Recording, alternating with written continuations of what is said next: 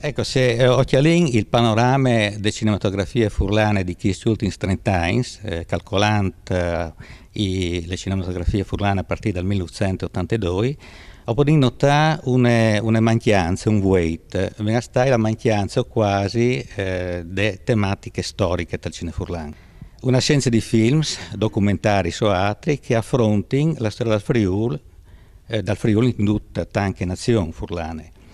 Sono i veri film che trattano l'argomento Friuli dal punto di vista antropologico e magari anche migliore che riflettono sulle identità furlane, ma no appunto che trattano la storia del Friuli.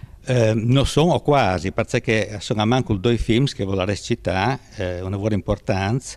Un è di Massimo Garlati Costa, prodotto dalla provincia di Udine, che si chiama Friuli via ste storie, e è tutto per Furlan, e un altro però per Taglian, girato nel 2007 di Claudia Brugnetta, che si intitola Marquardo von Randeck, e appunto che è uno dei grandi patriarchi di Aquilea. Friuli via ste storie è un documentario su stile da reportage televisivo, che al fronte alla storia del Friuli dalle preistorie fino al 1420, ben stai l'anno dei chiadude dal patriarcato di Aquilea.